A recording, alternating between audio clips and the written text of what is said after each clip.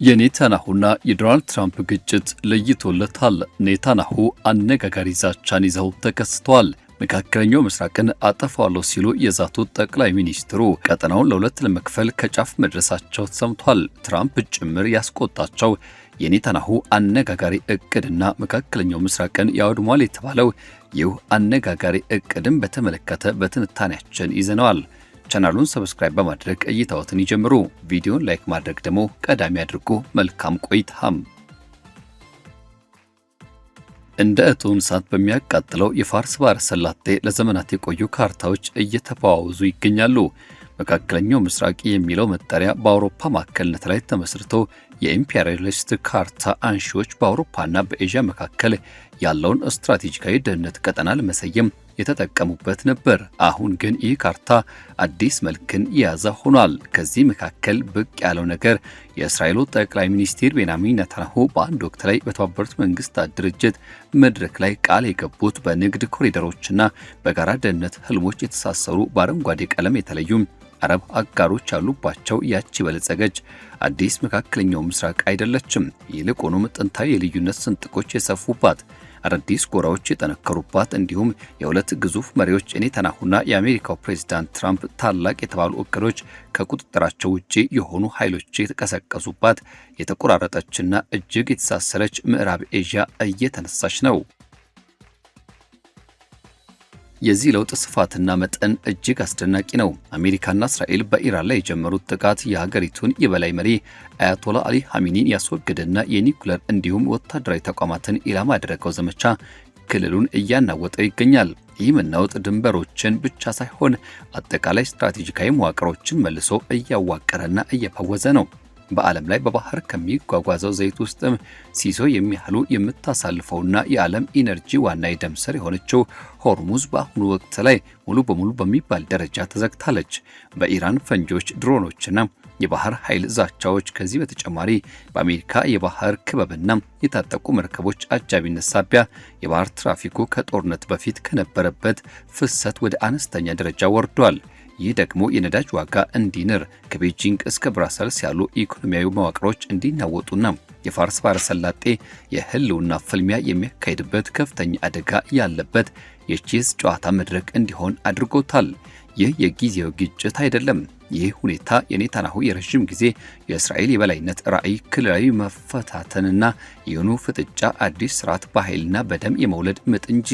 ይህ ሰንሰለታማ ግጭት የተቀሰቀሰው ጥቅምት 7 ቀን በተፈጸመው የሐማስ ጥቃት ከመከሰቱ ጥቂት ሳምንታት አስቀድሞ መስከረም 2016 እንመለስ።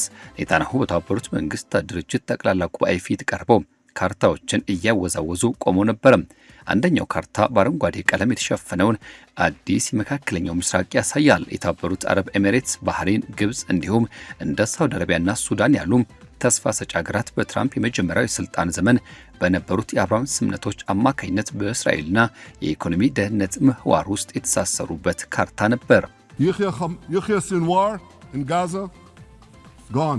ኔታንያሁ ስለ ኢራን የኒውክሌር ቦምብ ቀደም ሲል የሰጠውን አስገራሚ ማስጠንቀቂያ ማስተጋባት ቀይ እስክሪብቶ የብልጽግናን ሰያፍ መስመር አሰመሩም። ከዚህ ባሻገር ከኤዥያ ተነስቶ በባህረ ሰላጤው በኩል የታላቋ እስራኤል ግዛትን አቋርጦ የፊልስጤም ግዛቶች በግልጽ ጠፍቷል ወይም ደግሞ ተውጧል። በዮርዳኖስ ተሻግሮ ወደ ደቡብ አውሮፓ የሚሄዱትን የሜዲትራንያን ወደቦችን የሚያገናኝ መስመር፣ ይህ በታሪክ ውስጥ ትልቅ ለውጥ ነው ሲሉም አወጁ።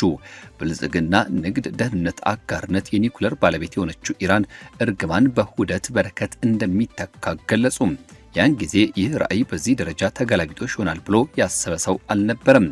ኔታንያሁ በእርግጥ ክልሉ በአንድ ትውልድ ውስጥ ከታዩ መሪዎች ሁሉ በከፍተኛ ሁኔታ የቀየሩት ነው። ነገር ግን ይህ የቀየሩት ወደ ንግድ ማዕከልነት ሳይሆን ወደ ግጭት እቶን እሳትነት ነው። ከጋዛ እስከ ሊባኖስ የሚንከባለሉት ጦርነቶች፣ ከሶሪያ ላይ የሚፈጸሙ ጥቃቶች፣ ከኢራን ጋር የሚተፈጠረው ቀጥተኛ ፍልሚያ እስራኤል በጦርነት የጠነከረች ቢሆንም በዓለም አቀፍ መድረክ ግን ከጊዜ ወደ ጊዜ የተገለለች እንድትሆን አደረጋት። በአሁኑ ጊዜ ዓለም አቀፍ የወንጀለኞች ፍርድ ቤት የተሰጠው የቁጥጥር ትዕዛዝ በጠቅላይ ሚኒስትሩ ላይ ተንጠልጥሏል። በአንድ ወቅት ሊሳካ የቀረበውና እንዲሁም በብዙ መልኩ ተጠግቶ የነበረው የሳውዲና የእስራኤል ግንኙነት መደበኛ የማድረግ ሂደት በዚህ እልቂት ምክንያት ሙሉ ለሙሉ ባለበት እንዲቆም ተደረገ። በጋዛ በደረሰው ውድመትና በሊባኖስ ከ1 ሚሊዮን በላይ ሰዎች በመፈናቀላቸው ምክንያት የተቀሰቀሰው ዓለም አቀፉ ማህበረሰብ አስተያየትም በኢየሩሳሌም ተጠናከረም። ይሁን እንጂ ለእስራኤል ውሳኔ ሰጪዎች ቅርብ የሆኑ ምንጮች ኔታንያሁ አካሄዳቸው የተሰላ ታላቅ እቅድ አድርገው ይገልጹታል። ይህ እቅድ የኢራን የትብብር በትር ለመስበር፣ የኒውክሌር ምኞቷን ለአንዴና ለመጨረሻ ጊዜ ለማጨናገፍና ለማዳከም እስራኤል የክልሉን ደህንነት ሁኔታ የምትወስንበትን አዲስ እውነታ ለመፍጠር ያለመ የብዙ ግንባሮች ዘመቻ ነው። ተላላኪዎቿ እንዲፈርሱ ወይም ደግሞ እንዲዳከሙ ተደርጓል። ሐማስም ተደምስሷል። ሄዝቦላ በወረራና በትክክለኛ ጥቃቶች ተደብድቧል። የሶሪያ ጣልቃ ገብነቶች ደግሞ በተደጋጋሚ በሚደረጉ ጥቃቶች ተይዘዋል። በኢራን አመራርና መሰረተ ልማት ላይ ቀጥተኛ ድብደባዎችም ተፈጽመዋል። የዚህ እቅድ ንድፈ ሐሳብ ጊዜያዊ መገለልና የኢኮኖሚ ህመም ቢኖርም በበላይነት የመሪነት ሚና ህልውና ማረጋገጥ የሚለው ግን ቀዳሚ ሆኖ እናገኘዋለን። ውጤቶቹ ግን ፈንጂና ሁለት ስለት ያላቸው ጎራዴዎች ናቸው። የኢራን አገዛዝ ምንም እንኳን በድሮ መዋቅር የተመታና መሪ የሌለው ቢሆንም የራሱን የመቋቋም አቅም እንደ መሳሪያ ተጠቅሞበታል። ቴህራን የሆርሙዝን መስመር በመዝጋት ተጋላጭነቷን ወደ ተጽዕኖ ፈጣሪነት ቀይረዋለች። ኢስላማዊቷ ሪፐብሊክ ጋር መጋጨት ለኢነርጂ መስመሮች አስከፊ ዋጋ እንደሚያስከፍል ለአጎራባች ባህረ ሰላጤው ሀገራት አሳይታለች። ድርድሮች የተጎተቱ ሲሆን የትራምፕ ቡድን በአንድ ወቅት ከቀደደው የኒውክሌር ስምምነት ጋር ተመሳሳይ የሆኑ የኒውክሌር ገደቦችን የሚያካትት የሰላም መውጫ መንገድ እየገፋ ነው። ይህም ምናልባትም ተቺዎች እንደ ካሳ የሚቆጥሩትን ማዕቀብ ማንሳትን ሊያካትት ይችላል። በዓለም ፖለቲካ ውስጥ በትራምፕና በኔታንያሁ መካከል ከነበረው ግንኙነት የበለጠ ተጽዕኖ ያለው ወይም የበለጠ ተለዋዋጭ ግንኙነት አልነበረም። ሁለቱ የጦርነት ጊዜ መሪዎች ከዚህ ቀደም ታይቶ በማይታወቅ አሰላለፍ የተቀናጁ ጥቃቶችን ከፍተዋል። ሆኖም ግን አሁን በመካከላቸው ያሉት ስንጥቆች ወደ ገደል አብቅተዋል። በቅርቡ የተደረገው ቁጣ የተሞላበት የስልክ ጥሪ ውጥረቱን በከፍተኛ ደረጃ አሳይቷል። በርካታ የአሜሪካ ባለስልጣናት ሲገልጹ ትራምፕ እስራኤል በሊባኖስ ሄዝቦላ ላይ የምታደርገውን እየሰፋ የመጣው ዘመቻ በተመለከተ በኔታንያሁ ላይ ቁጣቸውን አውርደዋል። ይህ የእስራኤል እርምጃ የአሜሪካና የኢራን ንግግሮችን ሊያደናቅፍ የሚችል ነበርም። አክሲዮስ በዘገባው እንዳመላከተው ከሆነም ከዚህ በኋላ በራሳቸው በፕሬዝዳንቱ አስተያየት እንደተረጋገጠው ትራምፕ በጣም አብዳሃል በማለት ይጮሃል። እኔ ባልኖር ኖሮ አሁን እስር ቤት ነበርክ። እኔ ነኝ ሕይወትን እያዳምክ ያለሁት። አሁን ሁሉም ሰው ይጠላሃል። በዚህ ምክንያት ሁሉም ሰው እስራኤልን ይጠላል ብለው መናገራቸውን በኋላ ላይ ከትራምፕ በኩል የወጣው መረጃ አመላካችና ጠቋሚ ሆኖ ይቀመጣል። እንደ መሐመድ ሶሊማን ያሉ ተንታኞች ምዕራብ ኤዥያ፣ መካከለኛው ምስራቅ አዲስ አሜሪካ ታላቅ ስትራቴጂ በተሰኘው ወቅታዊ መጽሐፋቸው ይህን የታሪክ መዋቅር ሽግግር እጅግ በጥንቃቄና በረቀቀ ትንታኔ አስፍረውታል። ሶሊማን እንደሚከራከሩት ከሆነ የድሮ መካከለኛው ምስራቅ የሚለው መዋቅርና አስተሳሰብ አዲሱን የዓለም ትስስር በውስጡ ሊይዝ አይችልም። ይህ አሁን የምናየው ምዕራፍም የተገለለ የጦርነት መድረክ ሳይሆን ኢንዶ ፓሲፊክን፣ ደቡብ ኤዥያ፣ ሜዲትራኒያንና አውሮፓን የሚያገናኝ ሰፊ የንግድና የስትራቴጂ ኮሪደር ነው። የኢኮኖሚ ስበት፣ የስደት ፍሰት፣ የቴክኖሎጂ ኢንቨስትመንትና የደህንነት ስምምነቶች ከዚህ ቀደም የነበሩትን ባህላዊና ፖለቲካዊ ድንበሮች ሙሉ በሙሉ የሚያፈርሱ ሆነዋል። በሶሊማንና በሌሎች ምሁራን እይታ በአሁኑ ጊዜ ሁለት ዋና ዋና ስትራቴጂካዊ ጎራዎች የተፈጠሩ ይገኛሉ።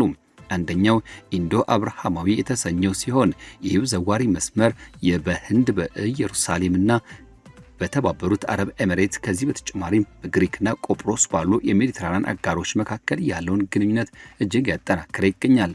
ይህ ጥምረት በኢኮኖሚ ኮሪደሮች፣ ከመከላከያ ትብብርና በአክራሪነት ላይ ባላቸው የጋራ ስጋት የተመሰረተ ነው። በሌላ በኩል ደግሞ ኢንዶ ኢስላሚክ የተሰኘው አስተላለፍ ይቀመጣል። በዚህ ጎራ ውስጥም ሳውዲ አረቢያ ከፓኪስታንና ከሌሎች ጋር ያላትን የመከላከያ ስምምነት እያነቃቃች ትገኛለች። ይህ የሳውዲ አረቢያና የፓኪስታን ወታደራዊና የመከላከያ ስምምነት መጠናከር ቀላል አንድምታ የለውም። ከዚህም አሻግራና አልፋ ከቱርክና ከግብጽ ጋር ያላትን እጅግ የተጠናከረና ቅንጅታዊ መዋቅርን መሰረት አስይዘዋለች። የእነዚህ ጎራዎች መደራጀት ታዲያ አንድና አንድ ነው። እሱም ስጋትን መረዳትና ይህኑ መቀልበስ። ለቀጣይ ረዥም ጊዜ የክልሉ ትልቁ ስጋት ኢራን ናት ወይስ ደግሞ ይበልጥ ሀያላን ወታደራዊ አቅሟን ያጎለበተችው እስራኤል የሚለው ላይ ጥያቄያቸው መለያ አድርገዋል። የተባበሩት አረብ ኤሚሬት በኢራን ላይ ጠንከር ያለ አቋም በመያዝ ከእስራኤልና ከህንድ ጋር ያላትን ትስስር እያሳደገች ትገኛለች። ሳውዲ አረቢያ በበኩሏ ነገሮችን በማመጣጠር ላይ ትኩረት አድርጋለች። ኢራን ከዓለማችን ቁጥር 1 ልዕለ ሀያላን ሀገራት መካከል የሚደረገውን ቀጥተኛ ግጭት እንዴት በጽናት የተቋቋመች እንደሆነ አሁንም በሆርሙዝ የባህር መስመር በኩል በዓለም ላይ ከፍተኛ ተጽዕኖ ማሳደር መቻሏን በትኩረት የተከታተለች ነው። ከፍተኛ የካፒታል ክምችት ያላቸውና የዓለም አቀፍ ሉዓላዊ ሀብት ፈንዶቻቸውን በዋነኛነት ወደ አርቲፊሻል ኢንተለጀንስ፣ ወደ ታላላቅ ቴክኖሎጂ ተቋማትና ወደ ደቡብ ንፍቀ ክበብ ግሎባል ሳውዝ የስደትና የንግድ ማዕከላት እያፈሰሱ ያሉ የባህረ ሰላጤው ሀገራት አሁን ከእንግዲህ በኋላ ጥገኞች ወይም ታናሽ አጋሮች አይደሉም። ይልቁኑ የራሳቸውን እድልና የወደፊት ታሪካቸውን በራሳቸው የሚቀርጹና ዓለም አቀፍ ተዋናዮች ሆነው ፊት ለፊት የሚቀመጡ ሆነው ይገኛሉ። ዴቪድ ሮበርትስ እና ሌሎች ተመራማሪዎች ይህንን ሁኔታ የመዋቅር ማስተካከያ ሲስተሚክ ሪሴት ብለውታል። በዚህ አዲስ ስርዓት ውስጥም የአረብ ዘውዳዊ ሀገራት በኢራን ዲፕሎማሲ ላይ መሪነቱን እየተረከቡ ሲሆን ይህ ምናልባትም የአሜሪካ ወታደራዊ ኃይል ከቀጠናው ደረጃ በደረጃ የሚወጣበትን ሁኔታ የሚያካትቱ ክልላዊ ስምምነቶችን ለመቅረጽ በር ሊከፍት ይችላል። ተከታታይ የአሜሪካ ፕሬዝዳንቶች ትኩረታቸውን ከመካከለኛው ምስራቅ ለማንሳትና ወደ ሌላ ዓለም ክፍል ለማዞር ሲጥሩ ቆይተዋል። አሁን ግን እየተከሰቱ ያሉ ዓለም አቀፋዊ ክስተቶች ክልሉ በዋሽንግተን ላይ ከነበረው ከመጠን ያለፈ ጥገኝነት ራሱን እንዲያላቀቅ እያስገደዱት ሊሆን ይችላል። ይህ ዘመቻ የአሜሪካና የእስራኤል የተቀናጀ ጦር መሳሪያ አቅም ምን ያህል የረቀቀ እንደሆነ ያሳየ ቢሆንም በሌላ በኩል ግን ጽኑና ያልተመጣጠነ ስልት በሚከተል ተቋሚ ላይ አየር ባህር ኃይል ብቻውን ያለውን ውስንነት በግልጽ ያሳየ ሆኗል። የመጀመሪያዎቹ ጥቃቶች የኢራን የእዝ ማዕከላት፣ የኒውክሌር ጣቢያዎችና ተላላኪ ቡድኖችን መሰረተ ልማቶች በእጅጉ ያደቀቁ ነበሩ። ይሁን እንጂ የሂዝቦላ ሮኬት ናዳዎችና የድሮን ጥቃቶች ምንም እንኳን ቢዳከሙ ሙሉ በሙሉ ሊጠፉ አለመቻላቸው ይጠቀሳል። ይህም እስራኤል በደቡብ ሊባኖስ ውስጥ የምድር ጦር ዘመቻ እንድታካሄድ አስገድዷታል። ወታደራዊ ምድር ዘመቻ ያለፉትን ወረራዎች የሚያስታውስ ቢሆንም አሁን ግን በከተሞችና በጠንካራ ምሽጎች ምክንያት እጅግ በሰፊና በአስቸጋሪ በሆነ መልኩም እየተካሄደ ይገኛል። በባህረ ሰላጤ ውስጥ የነበሩት የኢራን የባህር ኃይልና የእስላማዊ አብዮት ጥበቃ ጦር አቅሞች በእጅጉ መዳከማቸው ይጠቀሳል። የአደባባይ ሚስጥርም ከሆነ ሰነባብቷል። አሜሪካ የጣለችው የባህር ክበብና በወደቦችና በመርከቦች ላይ የፈጸመችው ጥቃት ለዚህ ማረጋገጫ ነው። ሆኖም ግን የሀገሪቱ አገዛዝ አሁን ባሉ ፈንጂዎች፣ ፈጣን ጀልባዎችና የባህር ዳርቻ መከላከያዎች መጠቀም አዳዲስ ስልቶችን የመፍጠር ችሎታው የሆርሙዝ ባህር መስመር አሁን የውጥረት ማዕከል ሆኖ እንዲቀጥል አድርጎታል። በዚህ ምክንያትም ዓለም አቀፍ የጭነት መርከቦች በዚያ በኩል ለማለፍ እያመነቱ ነው። የመድን ዋስትና ክፍያዎች በከፍተኛ ሁኔታ ነረዋል። አማራጭ የባህር መስመሮችም ከተሸካሚነት አቅማቸው በላይ ተጨናንቀዋል። የኢራን ዘይት ዋና ገዢዎች የሆኑት ቻይናና ህንድም ከቴህራን ጋር በድብቅ የሚደረጉ የማለፊያ ክፍያዎች ስምምነቶችን እያካሄዱ ሲሆን ይህ የኤነርጂም እርስ በርስ ጥገኝነት የኢራን ሙሉ በሙሉ ለማግለል የሚደረገውን ጥረት ምን ያህል ውስብስብ እንደሚያደርገው አመላካች ነው። ወደፊት የሚኖረው የረዥም ጊዜ ጉዞ እስራኤልን አስቀድሞ ጥቃት የመሰንዘርና ጠላትን የማዳከም ስትራቴጂ ጊዜያዊ የበላይነትን ሊሰጣት ይችላል። የኢራን ኒውክሌር ማበልጸግ ሂደት ወደ ኋላ እንዲጎተትም ተደርጓል። ተላላኪዎቿም ተበታትነዋል። ነገር ግን ከሁሉ የላቀውና ትልቅ ግብ የነበረው የአገዛዝ ለውጥ ግን እስካሁን ሊሳካ አልቻለም። ይልቁኑም አዲሱ ተተኪ አመራር ብሔራዊ አንድነትንና እምቢተኝነትን እንደ መልካም አጋጣሚ በመጠቀም ስልጣኑን እያጠናከረ ይገኛል። ለነሱ ተራ በሆነ መልኩ ከዚህ ጥቃት ተርፎ መገኘት ብቻ እንደ ትልቅ ድል ተቆጥሮ የኢኮኖሚ ስንጥቆችን ወደ ጎን በመተው የአክራሪዎችን አቋም ይበልጥ እንዲጠናከር አድርጎታል። ለአሜሪካ ደግሞ የወታደራዊ ዘመቻ ቁልፍ የሆኑ የባህር መተላለፊያዎችን ደህንነታቸውን የመጠበቅ ዘላቂ ፍላጎትን በግልጽ ያሳየ ነው። የትራምፕ አስተዳደር ወታደራዊ ጥቃቶችን ከዲፕሎማሲ ጋር እንዲሁም የባህር ኃይል አጃቢነትን ከባህር ክበብ ማስከበር ጋር አጣጥሞ ለመጓዝ ሞክሯል። ይሁን እንጂ በአሜሪካ ኮንግረስ ውስጥ የተካሄደ ያለው የሀገር ውስጥ የጦርነት ስልጣን ክርክርና በአጋር ሀገራት መካከል የተፈጠረው ውጥረት የዚህ አይነት ረዥም ጊዜ ወታደራዊ ተሳትፎ የሚያስከትለውን የፖለቲካ ፍጥጫ በግልጽ ያሳያል። የኢነርጂ ድንጋጤው እጅግ አስከፊና በተግባር የሚሰማ ነው። የነዳጅ ዋጋ በአንድ በርሜል ወደ ባለ 3 አሃዝ እያሻቀበ መምጣቱ በዓለም ዙሪያ የዋጋ ንረትን አባብሶታል። የአውሮፓ ወደቦች የሜዲትራኒያንን ውጥረት በተግባር እያዩት ሲሆን የኤዥያ አምራቾች ደግሞ ከፍተኛ የሆነ ሎጂስቲክስና ትራንስፖርት ወጪዎች መሸከም ከብዷቸዋል። በአንድ ወቅት የኢኮኖሚ መረጋጋት ምሰሶ ተደርገው ይታዩ የነበሩ የባህረ ሰላጤው ሀገራት የሉዓላዊ ሀብት ፈንዶች አሁን ትኩረታቸው ወደ አረብ ሀገራት ውስጥ የደህንነት መጠባበቂያዎችና ወደ ተለያዩ አዳዲስ ኢንቨስትመንቶች ዞረዋል። እንደ ተባበሩት አረብ ኤሚሬትስና ባህሬን ያሉ የአብርሃም ስምምነት አጋሮች ከእስራኤል ጋር ያላቸውን ግንኙነት መደበኛ የማድረግ አቋማቸውን ቢቀጥሉም የቀድሞ ጉልበትና ጉጉት ግን በእጅጉ ቀዝቅዟል። ሳውዲ አረቢያ ለትራምፕ ጥሪዎች የሰጠችው ዝምታ ብዙ ነገሮችን የሚናገር ነው። ለነሱ የፊሊስጤም ጉዳይ የቀጠናው መረጋጋትና ከኢራን ሊመጣ የሚችለውን አደጋም አስቀድሞ ማመጣጠን ከምንም በላይ ቅድሚያ የሚሰጣቸው ጉዳዮች ናቸው። ከነዚህ ዋና ውጥረት ውጪ ግንኙነትን ወደ ካዛኪስታን ወይም ደግሞ ሌሎችም ሀገራት ለማስፋፋት የሚደረገው ጥረት አሁን ባለው ተለዋጭ ሁኔታ ተራ ጉዳይ ሆኗል። የቴክኖሎጂና ካፒታል ፍሰቱ ግን ሌላ ታሪክ ውስጥ ገብቷል። ሌላም ታሪክ ይነግረናል። ከባህረ ሰላጤው ሀገራት ውስጥም ወደ ሲሊኮን ቫሊና ወደ አርቲፊሻል ኢንተለጀንስ የሚፈሰው ገንዘብ፣ የህንድ ዲያስፖራ መረቦችና የእስራኤል ቴክኖሎጂ ፈጠራዎች፣ እነዚህ ሁሉ ተደማምረው የእስራኤልና የሌሎችም ተያያዥ ቀጠናው ሀገራትን ውጥረት ያመላክታል። የሚሳኤል ናዳዎች የሚወርዱበት በዚህ ወቅት እንኳን በቀላሉ የማይበጠስ ጠንካራ የኢኮኖሚ ትስስር ፈጥረዋል። የሶሊማን ወይም ደግሞ ምዕራብ ኤዥያ ራዕይ ይህንኑ የኢኮኖሚ አቅም ሀገርን መልሶ ለመገንባት ሳይሆን አዲስ ስርዓትን ለመፍጠር መጠቀምን ያለመ ነው። ይህ በጥቅምና በተግባራዊነት ላይ የተመሰረተ ፖለቲካ የባህር ደህንነት ስምምነቶችን እንዲሁም ሰፊ ኢንዶ ፓሲፊክ ግብን የሚያገለግሉ የቴክኖ ኢኮኖሚ ጥምረቶችን ማጠናከርን ትኩረት ስለማድረጋቸው በስፋት ይነገራል። በዚህ ሁሉ ክስተት እምብርት ውስጥ ያለው አሁንም የኔታንያሁ ታላቅ እቅድ ነው። ተቺዎች ይህን አካሄድ ከአቅም በላይ መለጠጥ አድርገው ያዩታል።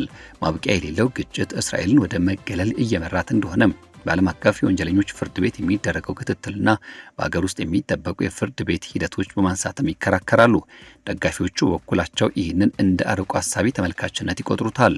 እስራኤል የራሷን ደህንነትን ዋጋ ለሚያጡ ስምምነቶች ወይም ደግሞ አስተማኝ ላልሆኑ ተላላኪ ቡድኖች ቁጥጥር አሳልፋ መስጠት አትችልም ባይ ናቸው። በኢራን ላይ ይህንን እርምጃ በኃይል መውሰድ ቀጠናው ለረዥም ጊዜ ተሸፍነው የነበሩትን እውነታዎችን ፊት ለፊት እንዲጋፈጡ ያስገድዳል። እነሱም የርዕዮተ ዓለም እንቢተኝነት መቀጠል፣ የኤነርጂ መስመሮች በቀላሉ ተለዋጭ መሆን። በዚህ በብዙ ዋልታዎች በተከፋፈለ ዓለም ውስጥም የጠንካራ ኃይል አስፈላጊነትን ያሳያል። የዚህ ሁሉ ሂደት መጨረሻው ግን አሁንም ፍሰቱን የጠበቀና ያልተረጋጋም ያድርገዋል። የኒውክሌር ገደቦችን ባካተተ መልኩ የሆርሙዝ ባህር መስመር መከፈት ትራምፕ ትልቅ ዲፕሎማሲያዊ ስኬት እንዳስመዘገቡ አድርገው እንዲያውጁ ትልቁን በር ሊከፍትላቸው ችሏል። የተዳከሙ የኢራን ተላላኪ ቡድኖችም ለእስራኤል ሆነ የተወሰነ እፎይታ ሊሰጡም ችለዋል። ይሁን እንጂ የተከፈለው ዋጋ በሺዎች የሚቆጠሩ ሰዎች መሞት፣ በሚሊዮን የሚቆጠሩ መፈናቀል፣ የኢኮኖሚ መናጋትና የአጋርነት ግንኙነት መፈተን የጦርነት አስከፊና ይቅር የማይለው ስሌትን በግልጽ ያሳያሉ። በድርድር ላይ ያለው የኢራን ተጽዕኖ የባህረ ሰላጤው ሀገራት አዲስ አሰላለፍና የድሮዎቹ መልክዓ ምድራዊ መጠሪያዎች ከጥቅም ውጪ መሆን የሚያሳዩ የሚገኘው ድል ሙሉ ሳይሆን ከፊል አሁን በብዙ ክና ሂደት ውስጥ የተሞላው የውዝግብ ሂደት በአዳዲስ መመዘኛዎች መልሶ የሚገለጽ ነው። እናም የምናውቀው መካከለኛው ምስራቅ በውስን የተገደበ በዘይት ላይ ብቻ የተመረተ እንዲሁም ደግሞ የተመረኮዘ በአረብና እስራኤል ፍልሚያ ብቻ ያተኮረና ያጠነጠነ ስርዓት በአሁኑ ጊዜ በተግባር እያበቃለት ይገኛል። የምዕራብ ኤዥያ ውልደት ግን ይበልጥ የተወሳሰበ ፊቱን ወደ ኤዥያ ያዞረ ሲመስል በጥቅልም ላይ የተመሰረተውና ይህኑ ጥቅም ያሳሰረው ለታላላቅ የውጭ ኃይላት እቅዶችም የማይገዛ ሆኖ ብቅ ያለ ነው። የኔታንያሁ ውህደትና የብልጽግና ካርታዎች በእሳትና በጦርነት ተለጥውጠዋል። አሁን ላይ ያለው ዋና ጥያቄ ይህ የተፈጠረ ያለው አዲስ መዋቅር ለሰላም ለጥንካሬና ለብልጽግና ምቹ ነው ወይስ ደግሞ ለማያቋርጥ ፍጥጫና ውጥረት የሚለው ነው። ዲፕሎማቶች ጥረታቸውን በሚቀጥሉበትና ወታደራዊ ኃይሎች አቀማመጣቸውን በሚያስተካክሉበት በዚህ ወቅት ላይ አንድ የማይታበል እውነት አለ። የዚህ ቀጠና መዋቅራዊ ለውጥ ከማንኛውም መሪ የስልጣን ዘመን በላይ ረዥም ጊዜ የሚቆይ ሲሆን ከዋሽንግተን እስከ ቤጂንግ አዳዲስ ስትራቴጂዎችን የሚጠይቁ አዳዲስ ዓለም አቀፍ የኃይል አስተላልፎችን የሚፈጥር ሆኖ ይገኛል።